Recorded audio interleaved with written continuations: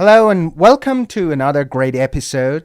Welcome to my channel IELTS with Ralph, and today we're going to write a full essay, sample band 9 essay for cause and solution. So first of all, let's take a look at a question. Let's read the question carefully and see what we're going to do today. So this is the question. Fewer and fewer young people are choosing to become teachers. Why do young people not want to be teachers? How could this be changed? All right. So the question, the main focus of the question is that young people are not willing to become teachers. So there are a lot of causes for this decline, and there are some solutions that we should provide our solutions. So first of all, let's take a look at our structure of our essay, and then we'll talk about our outline, and then we'll start writing our essay. So we can end our introduction with a thesis statement. You know that our introduction part consists of three parts. The first part is general statement. The second part is restatement of the question, that we paraphrase the question using some synonym language. And the third part, which is the most important part of our essay, is our thesis statement. So we end our introduction with a thesis statement. So by thesis statement, we can either indicate our plan, or we can explain that the issue is important, all right? And then we should write two body paragraphs. So two body paragraphs. Our first body paragraph will be about the causes, and our second body paragraph will be about our solutions. So, you should remember that you should include a clear topic sentence in each main body paragraph. So each of your body paragraphs start with a topic sentence. And you can include 2 or 3 problems or causes in the main body paragraph, and also 2 or 3 solutions in main body paragraph 2. So your first body paragraph, there are 2 or 3 causes or problems, and in the second body paragraph, 2 or 3 solutions. And the thing that is very important here in problem solution essays is that you should link each problem or cause to a solution if you can. It is very important. So there should be a kind of relation between your solutions to those problems that you have mentioned. And you end your essay with a conclusion paragraph. So you use conclusion to evaluate the solutions. For example, you will or would it work? Or you can express a hope or wish or fear for the future. All right, now let's take a look at our outline. In the outline, you write your main ideas, your main details that you're going to discuss. So in this case, in cause and solution or problem solution essays, in your outlines, you write 2 or 3 problems or causes, or 2 or 3 solutions. So we say that fewer and fewer young children are willing to become teachers. Why? What's the problem behind this? So for our causes, we can mention 3 causes. The first one is economic factor. So in our outline, we write economic factor. Why economic factor? What do we mean by economic factor? It means that teachers' salaries are low. Our second cause of the problem is social factors. So by social factors, we mean that teachers are not respected compared to the past, all right? This is our social factor. And our third problem or cause of the problem is health concerns. What do we mean by health concerns? We mean that teachers are in a situation that they face a lot of stress or depression. So we're going to delve more into these causes. We're going to explain more in our body paragraph. This is just our outline. Now, for our second main body paragraph, which is our solutions, we should provide 3 solutions. So we can say that for the first solution, we can say ministers of education should increase salaries. This is our first solution that is related to our first problem, all right? As we talked about, that teacher salaries are low. So we provide our solution that is related to that problem. Our second solution here is that governments should launch awareness raising campaigns. This is our second solution, which is related to our second cause, that was teachers are not respected. And our third solution is to reduce the workload of teachers, that because nowadays teachers are so much stressed out and they face depression. So in this case, by reducing the workload of teachers, that would help them. This is our outline. Now, after writing our outline, it's time to start writing our introduction paragraph. Our first paragraph is our introduction, and we always start our introduction by writing a general statement. So general statement, it is related to the topic. We provide a general kind of general information about the topic, why this topic is important. All right. So we can start writing our general statement something like this: giving children good quality teaching is one of the fundamental ways in which we can improve our society.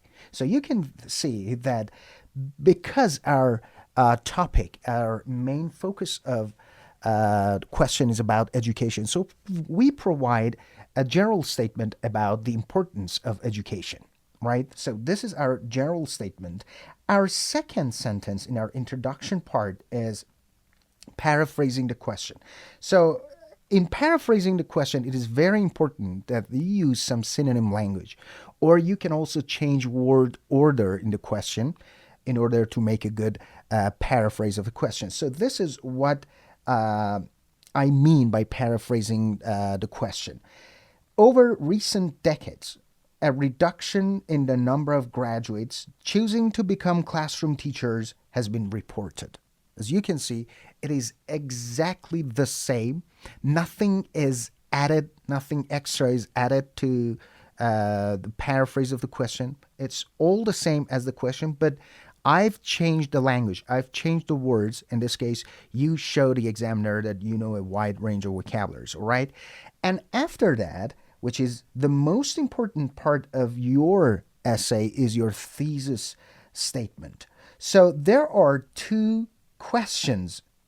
The first one is that there are some causes to the problem, and the second one is that there are some solutions. So in your thesis statement, you should say that there are some causes to this problem and there are also some solutions, but you can change this sentence a little bit using much better vocabulary, right? So this is our thesis statement. We can write something like this: the reasons for this worrying trend clearly need to be analyzed. So this sentence means that there are some reasons behind this decline, all right? This is the first part of the question.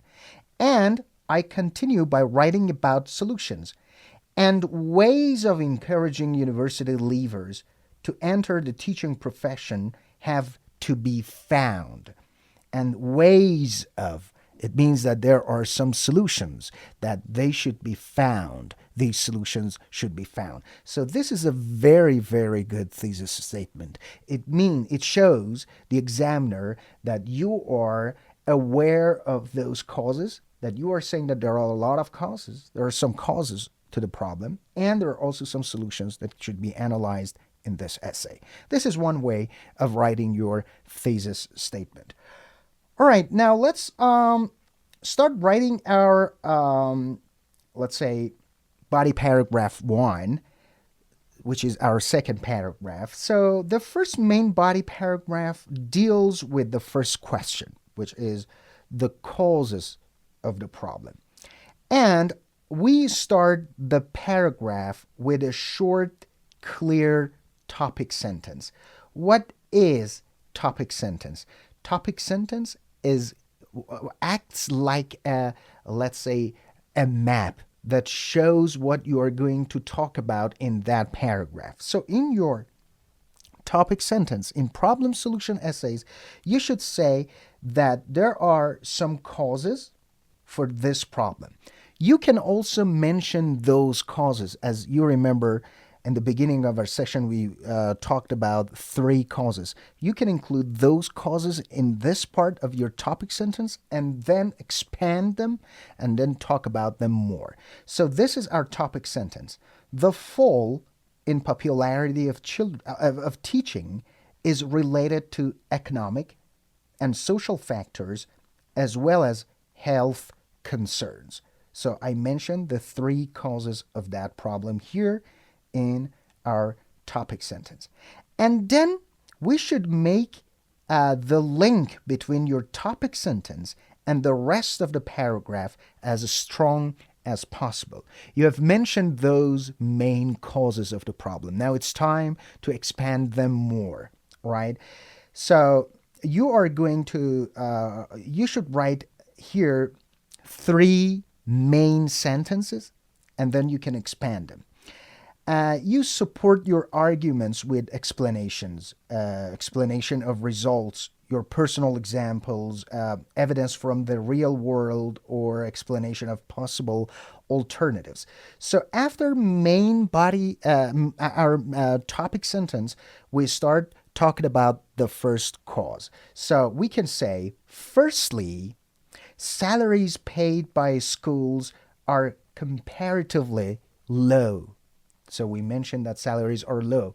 What do we mean by this? We should expand. We should add more details, maybe from our personal experience. Maybe we can explain the results of that, right? Or maybe we can provide evidence from the real world or describe possible alternatives. So we continue by writing this. Well-qualified graduates can usually earn more by working in the financial sector, industry, or even tourism. So I'm providing more information. What do I mean that teacher salaries are low? Because there are also some alternatives that they can work in those companies and they can earn more money. This is, let's say, the main cause.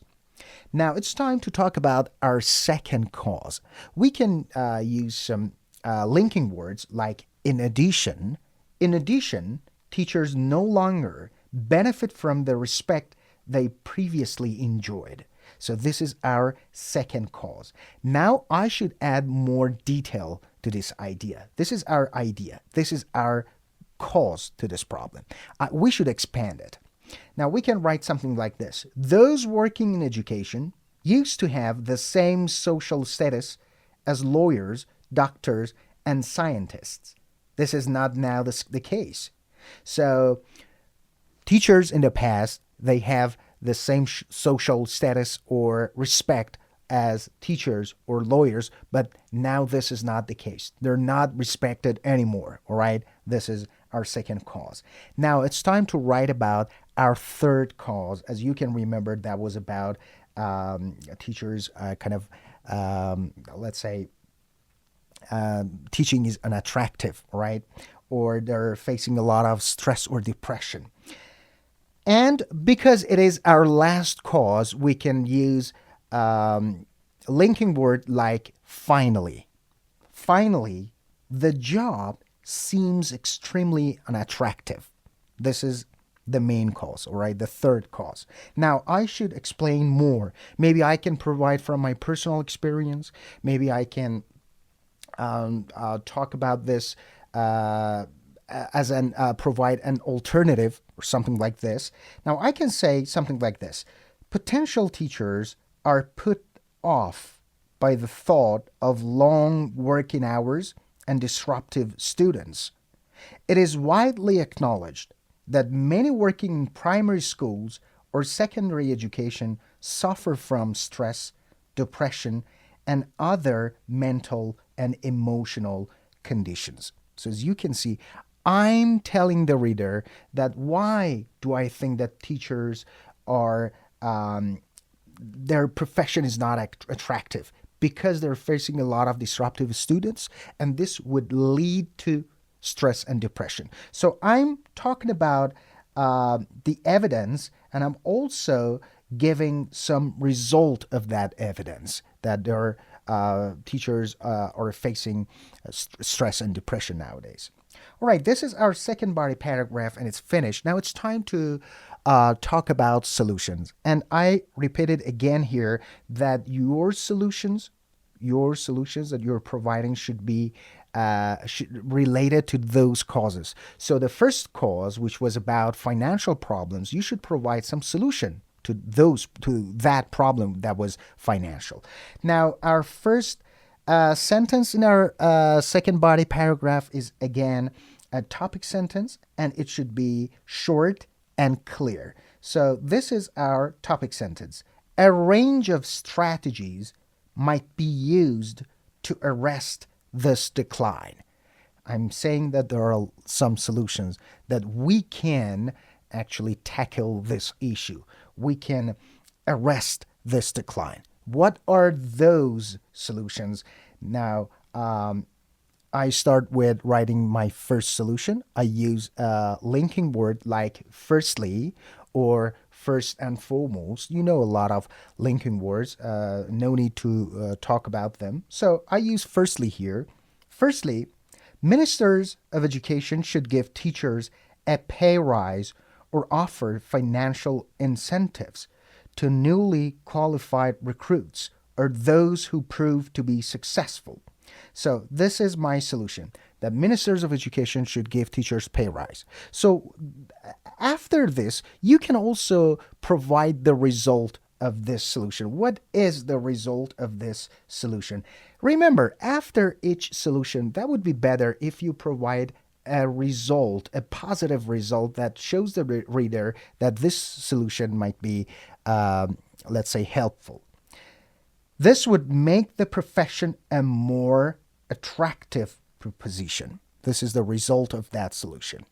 Now I'm going to write my second solution. I can use a linking word like in addition or furthermore or moreover.